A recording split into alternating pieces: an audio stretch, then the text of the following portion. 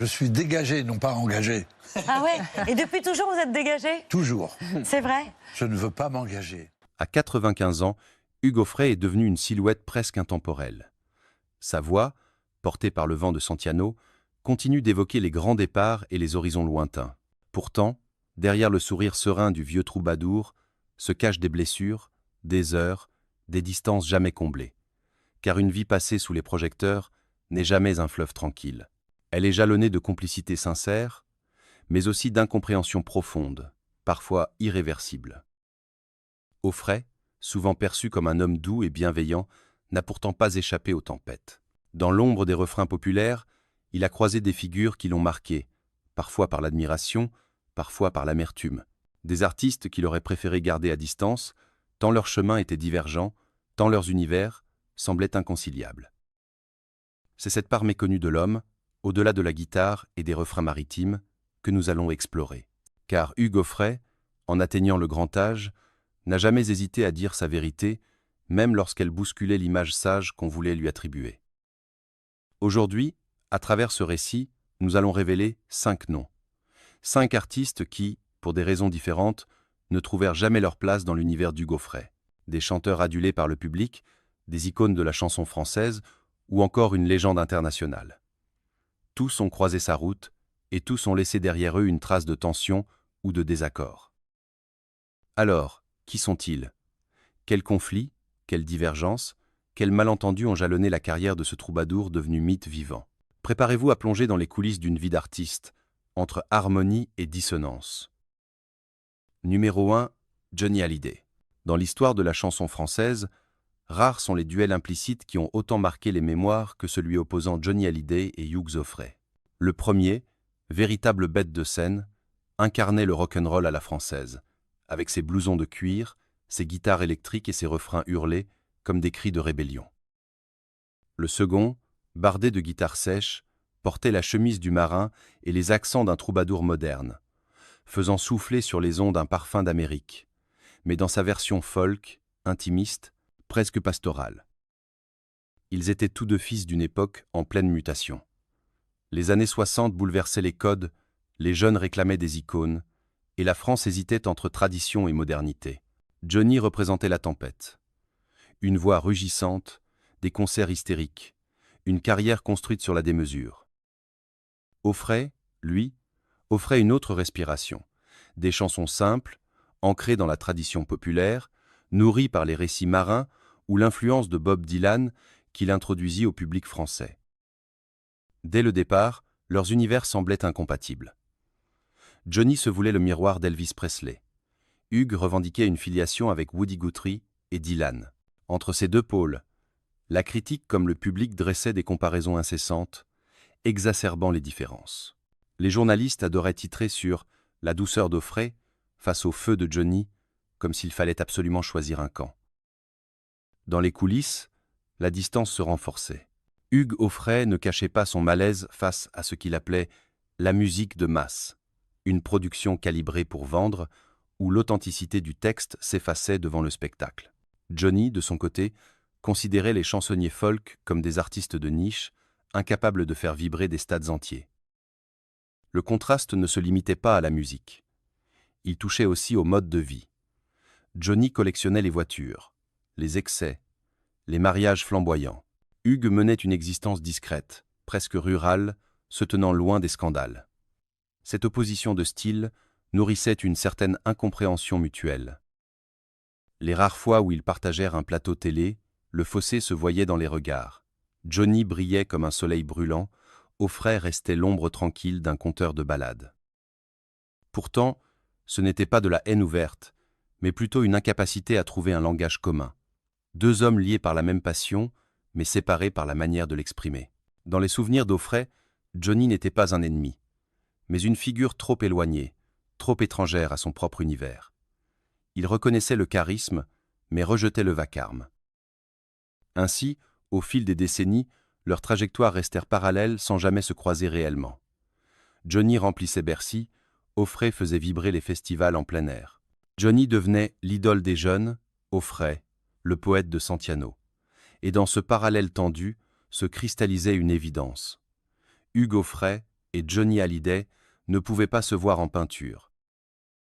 Si Hugues Aufray et Johnny Hallyday incarnaient deux visages de la chanson française, c'est parce que leur vision de la musique s'opposait jusque dans leurs racines. Johnny, dès ses débuts, avait choisi le feu et la fureur. Il rêvait de la scène comme d'un ring où chaque concert devait être un combat, une explosion. Les projecteurs, les chorégraphies millimétrées, l'énergie électrique faisaient partie intégrante de son identité. Pour lui, la musique n'était pas seulement une affaire d'harmonie. Elle devait être vécue comme une transe collective.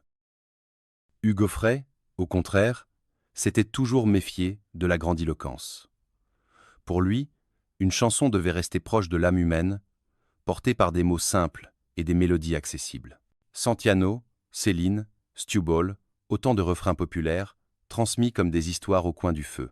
Là où Johnny construisait un mythe de rocker invincible, Aufray revendiquait le rôle d'un conteur humble, proche du peuple. Cette différence de philosophie musicale devint vite une opposition symbolique. Dans les années 60 et 70, quand les médias cherchaient à opposer les artistes pour nourrir la curiosité du public, Johnny et Aufray représentaient deux Frances distinctes. Celle des stades, bruyante, adolescente, portée par le culte de la star, et celle des veillées, plus intime, attachée aux traditions, à la poésie des mots. Les tensions se reflétaient même dans la réception critique. Johnny était souvent jugé trop américain, accusé de singer Elvis Presley. Aufray, lui, était critiqué pour être trop sage, trop propre, presque scolaire dans sa fidélité à la chanson folk. L'un subissait l'excès, l'autre l'austérité. Mais dans cette opposition, le fossé personnel s'élargissait. Aufray ne pouvait accepter l'idée que l'art se diluât dans la démesure du show business. Johnny, de son côté, voyait en Aufray une figure trop statique, incapable d'incarner l'énergie de la jeunesse. Avec le temps, cette fracture ne s'apaisa pas. Les hommages posthumes à Johnny en 2017 furent révélateurs. Hugues Aufray, interrogé, salua l'icône, mais rappela que leur chemin avait toujours été différent. Derrière cette sobriété, on devinait une distance jamais comblée. Car au-delà des notes et des paroles, il y avait un rapport au monde. Johnny cherchait la lumière des foules, Aufray la vérité des mots. L'un voulait être un phénomène, l'autre un témoin. Et c'est peu, être là, dans cette contradiction irréductible, que résidait leur impossibilité à se rejoindre. Deux artistes immenses, mais deux univers fermés, condamnés à rester dos à dos. Ainsi, dans la mémoire d'Hugues Aufray, Johnny Hallyday demeure cette étoile trop lointaine, brillante, incandescente, mais incompatible avec sa propre orbite. Une figure respectée mais jamais approchée, comme un astre qu'on observe sans jamais pouvoir toucher. Numéro 2, Sheila. Dans les années 60, la France vibrait au rythme d'une révolution musicale importée d'outre-Atlantique, le phénomène Yé, Yé. Sheila, avec son sourire éclatant et ses refrains légers, en devint l'une des figures emblématiques. L'école est finie, Bang Bang, ou encore Les Rois Mages, firent danser toute une génération, transformant la jeune chanteuse en idole des adolescents. Son univers, fait de couleurs vives, de chorégraphies joyeuses et de refrains entraînants, contrastait radicalement avec celui d'Hugues Aufray. Car au moment où Sheila remplissait les salles avec ses mélodies dansantes, Aufray s'imposait avec un répertoire à la fois populaire et profond. Ses chansons puisaient dans le folk, dans la tradition orale, dans des récits porteurs de sens et d'histoire. Lui chantait l'océan, les chevaux, la vie des humbles. Elle chantait la légèreté, l'amour innocent, l'insouciance de la jeunesse. Dès lors, leur trajectoire semblait incompatible. Sheila représentait une musique conçue pour plaire immédiatement, pour faire vendre des disques en masse. Aufray, lui, cherchait à transmettre des valeurs, à raconter. Les critiques n'hésitaient pas à souligner ce contraste, opposant la surface du yé à la profondeur du folk. Hugues Aufray, discret mais franc, ne dissimulait pas sa réticence à l'égard du yéyé. Pour lui, cette mode n'était qu'un feu de paille, une façon de transformer la musique en produit de consommation rapide. À ses yeux, Sheila incarnait malgré elle cette dérive, une star construite par les maisons de disques, calibrée pour séduire le plus grand nombre, mais éloignée de l'exigence artistique qu'il défendait. Dans les coulisses, leurs échanges restèrent rares. Aufray, respectueux, évitait l'affrontement direct, mais dans ses confidences, il avouait ne pas comprendre ce phénomène. Comment pouvait-on mettre sur le même plan la ballade engagée et la chanson dansante destinée aux adolescents? Cette incompréhension suffisait à ériger un mur invisible entre lui et Sheila. Et pourtant, il ne s'agissait pas de mépris personnel. Offray reconnaissait le travail, l'énergie et le professionnalisme de Sheila. Mais il ne pouvait s'empêcher de voir en elle le symbole d'une époque où la musique s'éloignait de ses racines pour devenir un divertissement superficiel. Ainsi, dans la mémoire d'Hugues Offray, Sheila ne fut jamais une ennemie, mais une étrangère artistique, une étoile brillante dans un ciel qui n'était pas le sien. Leur rencontre, ou plutôt leur absence de rencontre, raconte mieux que tout le fossé qui séparait la chanson populaire engagée de la pop légère des années yéyé. Si Hugues Offray et Sheila n'eurent jamais de querelles ouvertes, leur opposition symbolisait deux manières radicalement différentes de concevoir la chanson. Sheila, façonnée par l'industrie du disque, acceptait avec enthousiasme les codes du show business. Des refrains accrocheurs, une image publique soignée, des concerts spectaculaires où l'énergie collective primait sur l'introspection. Elle assumait son rôle de vedette, porteuse d'une légèreté qui séduisait la jeunesse en quête d'insouciance. Hugues Offray, lui, considérait cette légèreté comme une trahison de la fonction première de la chanson. Pour lui, chaque couplet devait raconter, éveiller, transmettre une part de vérité. Ces textes, souvent inspirés de récits populaires ou de la poésie folk, étaient des fenêtres ouvertes sur le monde réel, pas des bulles colorées destinées à disparaître avec la mode. C'est pourquoi le yéyé lui semblait vide, une musique qui plaisait à l'instant, mais qui ne laissait pas de traces profondes. Au fil des années, ce fossé ne fit que se creuser. Tandis que Sheila enchaînait les tubes radiophoniques, Offray se consacrait à la traduction et à la diffusion des chansons de Bob Dylan en France, apportant à la chanson hexagonale une densité nouvelle. Il incarnait la passerelle entre la folk américaine et la tradition française, quand Sheila restait la muse d'une génération éphémère. Les médias, friands de confrontation, aimaient souligner cette opposition. D'un côté, les refrains faciles de Sheila, de l'autre, la profondeur d'Offray. Cette mise en balance agaçait le troubadour, qui voyait dans ce parallèle une dévalorisation de son travail. Aux yeux d'Offray, comparer Santiano à Bang Bang revenait à opposer un conte populaire à une carte postale. Sheila, de son côté, ne nourrissait aucune animosité. Elle reconnaissait la singularité d'Offray, mais n'avait ni le temps ni l'envie de se justifier. Sa carrière parlait pour elle. Pourtant, dans l'esprit du vieux chanteur folk, elle restait un symbole, presque une caricature de ce qu'il rejetait, la musique comme produit jetable. Ainsi, la fracture entre Sheila et Hugues Offray ne fut pas celle de deux personnalités en conflit, mais celle de deux univers incompatibles.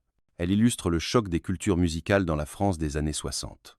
La chanson à texte face à la pop yéyé, la profondeur face à la légèreté. Et si leurs chemins ne se croisèrent que rarement, leurs noms resteront associés comme les deux extrêmes d'une époque. Numéro 3.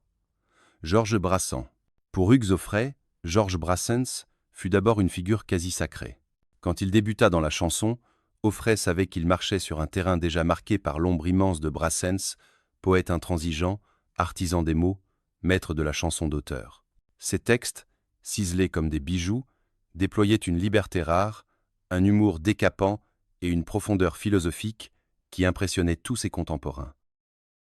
Offray admirait l'exigence de Brassens, sa rigueur, son art de faire rimer l'irrévérence avec la poésie. Mais cette admiration ne tarda pas à se transformer en distance. Car derrière l'icône se cachait un homme complexe, parfois difficile à approcher, profondément méfiant envers ses pairs. Brassens vivait reclus, loin des mondanités, presque farouche. Il accueillait peu, se confiait rarement, et ne reconnaissait qu'un cercle restreint d'amitié véritable. Lorsqu'Offray tenta de se rapprocher, il ressentit cette barrière invisible. Brassens respectait son travail, sans doute, mais ne lui ouvrit jamais vraiment la porte de son univers. Le poète sétois semblait regarder avec suspicion tous ceux qui, comme Offray, portaient en eux une dimension de traduction, d'influence étrangère, en particulier américaine. Pour Brassens, la chanson devait rester française dans l'âme, enracinée dans la langue, loin des emprunts extérieurs. Or, Offray revendiquait ouvertement son lien avec Bob Dylan et le folk américain. Il traduisait, adaptait, faisait découvrir au public français un répertoire nouveau.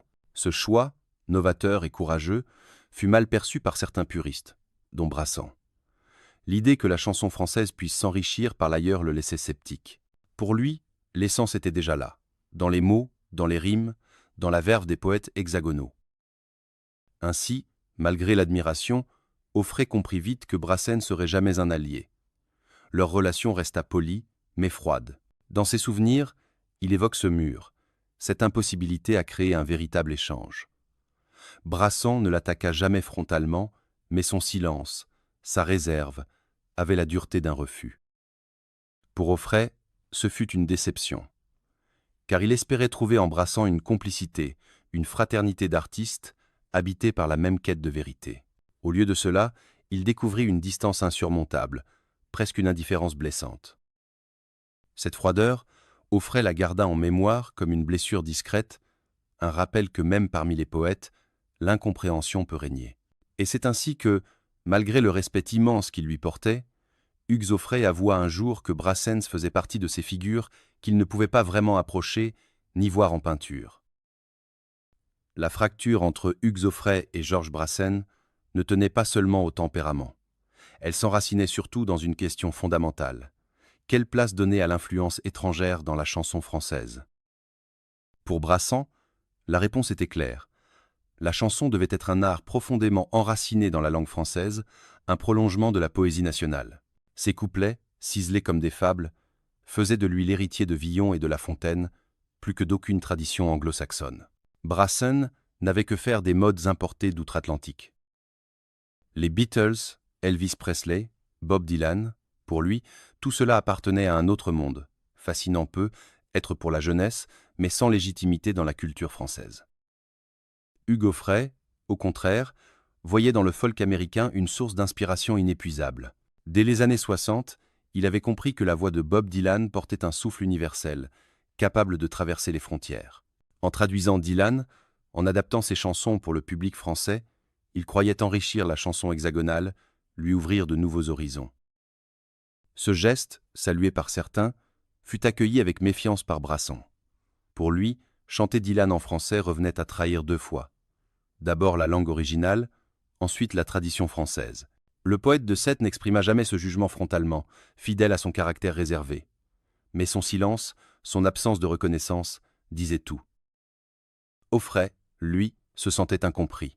Il ne voulait pas renier Brassens ni les racines françaises. Au contraire, il pensait marier deux héritages, celui du verbe poétique et celui de la contestation folk. Mais cette ambition ne trouva jamais d'écho chez Brassens. Entre eux, l'admiration devint alors une incompréhension réciproque. Ce fossé fut amplifié par le regard du public et des médias. Beaucoup opposaient le poète pur, Brassens, au passeur, Auffray. L'un incarnait l'authenticité absolue, l'autre la modernité ouverte au monde.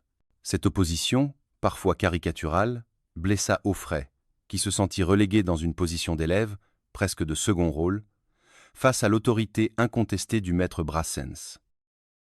Au fond, la distance entre eux illustre deux visions irréconciliables de la chanson française.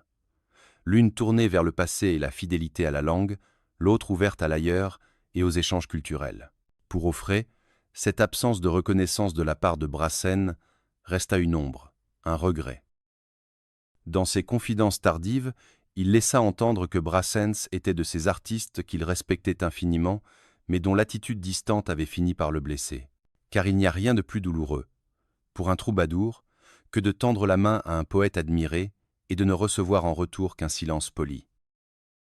Ainsi, Georges Brassens, malgré son aura immense, demeure pour Auffray une figure ambivalente, une icône à la fois respectée et rejetée, admirée et tenue à distance. Un homme qu'il ne pouvait ni oublier, ni voir en peinture. Numéro 4. Claude François. Si Hugues Auffray a toujours incarné la simplicité du troubadour, Claude François représentait son exact contraire, l'obsession du détail, la quête de perfection visuelle et sonore, le besoin de contrôler chaque seconde sur scène comme en studio. Entre eux, l'écart artistique était si grand qu'il devint rapidement un mur infranchissable. Dans les années 60 et 70, Claude François dominait la scène française avec ses tubes calibrés, ses shows millimétrés, ses Claudettes, chorégraphiées à la seconde près. Tout, dans son univers, respirait la recherche d'efficacité et de séduction massive. Chaque costume brillait, chaque geste était répété jusqu'à l'épuisement. Claude François ne laissait rien au hasard, convaincu que la réussite passait par une discipline de fer et une image parfaite. Hugues Aufray, lui, appartenait à l'autre extrême. Ses concerts se voulaient spontanés, presque improvisés, à l'image des veillées populaires. Une guitare, une voix, un chœur parfois. Voilà ce qui suffisait. Ce qui comptait n'était pas le spectacle, mais le partage d'une émotion, d'une histoire. Là où Clo-Clo voyait le public comme un océan à conquérir, Aufray le voyait comme une assemblée à laquelle il fallait s'adresser avec sincérité. Cette opposition radicale fut vite perçue par la presse. On aimait écrire que Claude François et Hugues Aufray représentaient les deux visages de la chanson française. L'un urbain, électrique, frénétique, l'autre rural, apaisé, fidèle aux racines folk. Une telle dichotomie, souvent exagérée, renforçait malgré tout l'incompréhension mutuelle. Aufray reconnaissait le talent de Clo-Clo, son énergie inépuisable, mais il voyait aussi en lui l'exemple parfait de ce qu'il rejetait. Une chanson transformée en produit de consommation, polie comme une publicité, dépouillée de sa sincérité. Claude François, de son côté, considérait probablement Aufray comme trop simple, trop artisanal, incapable de rivaliser avec les standards du spectacle moderne. Cette rivalité implicite ne donna jamais lieu à un affrontement public, mais leur éloignement était palpable. Chaque fois que leurs chemins se croisaient, la distance se lisait dans leurs regards. Respect poli, mais pas de complicité. Aufray refusait le monde clinquant de Clo-Clo, et Clo-Clo ne comprenait pas le refus d'Aufray d'entrer dans la course effrénée du Star System. Ainsi, au fil du temps, Claude François devint pour Hugues Aufray une sorte d'antithèse artistique, un miroir inversé. L'un voulait l'éclat et la perfection, l'autre la simplicité et la vérité. Et dans cet écart infranchissable se cristallisa une évidence. Hugues Aufray et Claude François ne pouvaient pas se voir en peinture. Si la distance entre Hugues Aufray et Claude François était avant tout artistique, les médias de l'époque contribuèrent largement à la transformer en rivalité symbolique. Dans les années 60 et 70, la presse adorait dresser des portraits contrastés pour capter l'attention du public. Et quoi de plus vendeur que d'opposer deux figures aussi différentes? Claude François, Clo-Clo, devenait le prince de la variété française, un perfectionniste acharné, qui transformait chaque tube en phénomène.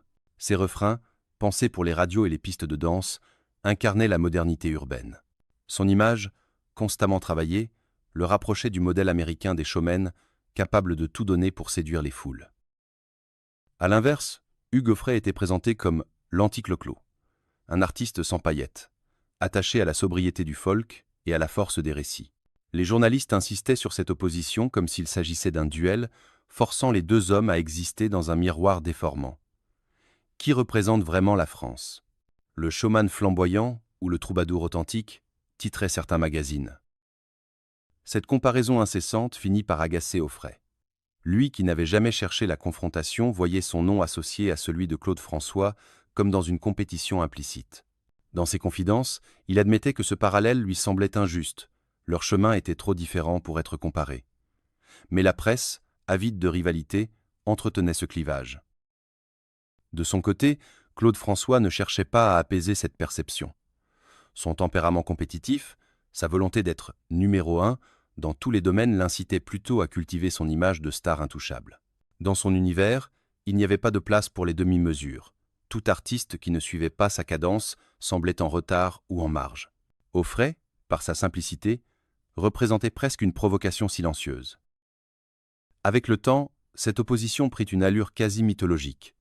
L'image du folk sincère, d'un côté, et du show calibré, de l'autre traversa les décennies.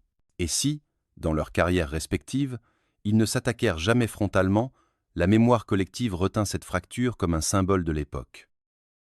Pour Aufray, Claude François resta donc une figure à la fois fascinante et irritante. Fascinante par sa capacité à mobiliser les foules, irritante par l'image qu'il donnait d'une chanson transformée en produit manufacturé.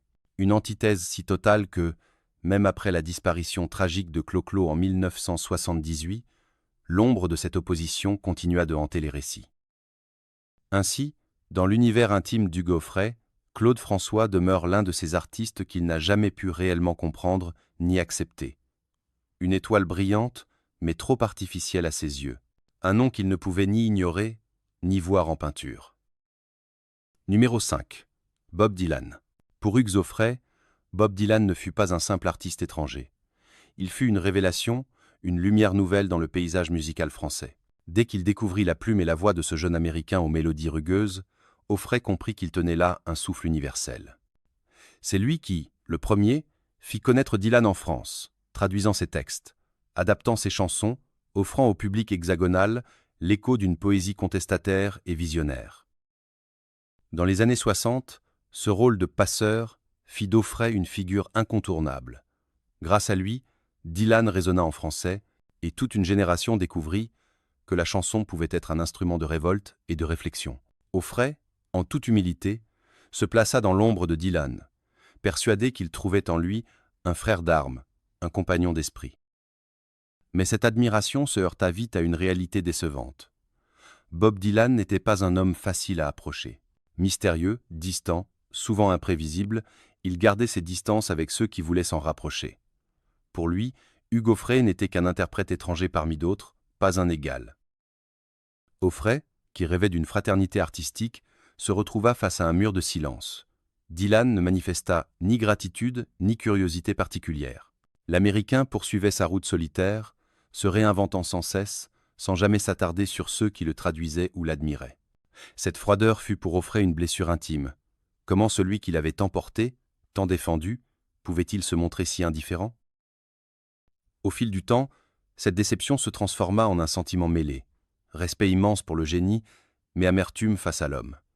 Dylan demeurait une idole inaccessible, une étoile trop lointaine. Aufray, malgré lui, comprit que son attachement ne serait jamais partagé. Dans sa mémoire, Bob Dylan incarne donc ce paradoxe cruel.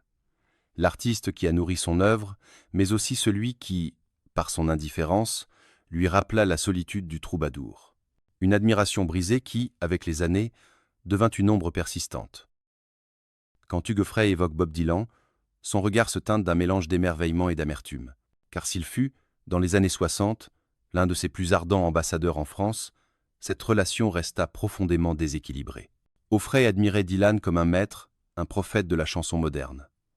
Dylan, lui, semblait ignorer presque totalement l'existence de ce passeur fidèle.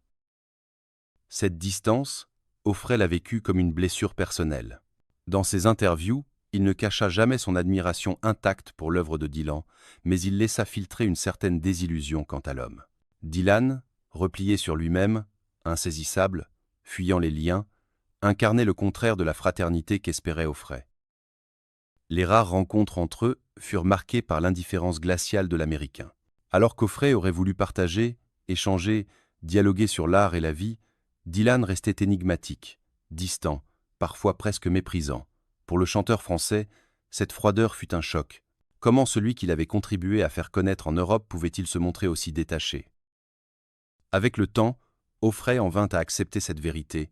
Bob Dylan était une légende solitaire, un homme qui ne devait rien à personne et ne donnait rien en retour. Son génie allait de pair avec une inaccessibilité presque cruelle. Ce fut là le point de rupture. L'admiration artistique demeurait intacte, mais l'homme était devenu pour lui une figure insaisissable, impossible à aimer. Cette désillusion transforma Dylan en symbole. Dans la mémoire d'Aufray, il incarne la face sombre du mythe, celle d'un artiste qu'on peut admirer sans jamais pouvoir approcher. Un astre brillant, mais glacial, qui éclaire sans réchauffer. Ainsi, Bob Dylan se rangea malgré lui parmi ces 5 noms qu'Hugues Aufray ne pouvait pas voir en peinture. Non pas par haine, mais par la douleur d'une amitié rêvée qui ne se réalisa jamais. Car rien n'est plus amer que de tendre la main à une idole et de ne rencontrer qu'un silence. À 95 ans, Hugues Aufray incarne une mémoire vivante de la chanson française, mais aussi le témoin lucide d'un siècle d'affrontements artistiques. Derrière la douceur de ses mélodies et l'évidence populaire de Santillano, il a connu les heurts, les incompréhensions, les distances irréductibles.